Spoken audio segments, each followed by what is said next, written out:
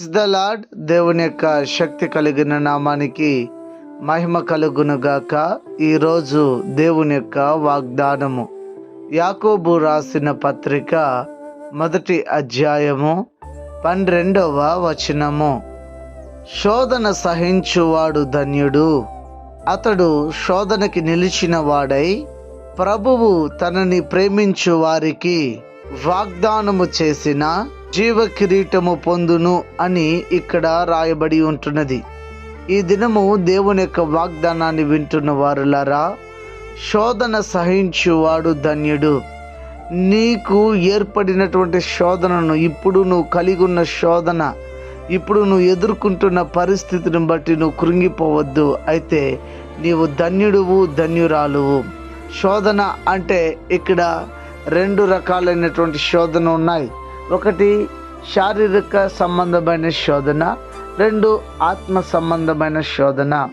చాలా వరకు శారీరక సంబంధమైనటువంటి శోధనలో చాలామంది పడిపోతూ ఉంటారు.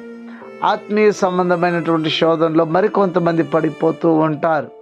ఏది ఏమైనప్పటికీ కూడా ఆ శోధనని మనము జయించేవారుగా, సహించేవారుగా ఉండాలి.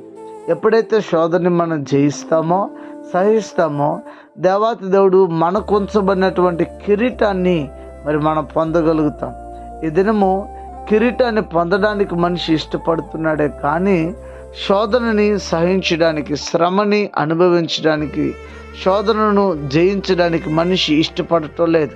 అయితే దేవుని యొక్క వాక్యం ఇలాగ సెలవిస్తుంది, శోధన సహించేవాడు ధన్యుడని.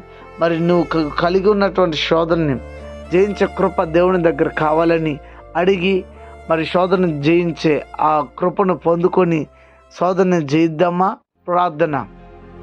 ప్రేమ స్వరూపి, కనికర కృప కలిగిన దేవా, మరి ఈ దినము ఉదయకాల సమయమందు మీరు మాతో మాట్లాడారు, వందనాలు. నా దేవాతి దేవుడు, మీరు మాట్లాడిన రీతికి స్తోత్రం. శోధన సహించే హృదయం దయచేయండి. అనారోగ్యం చేత ఉన్న వారికి ఆరోగ్యము, ఆర్థిక ఇబ్బందులు ఉన్న వారికి విడుదల, రక్షణ లేని వారికి రక్షణ ఇచ్చి ప్రతి వారిని కూడా నీ రాకడికి సిద్ధపరచమని క్రీస్తు పేరిట వేడుకుని ఉన్నాము తండ్రి. ఆమెన్. God bless you.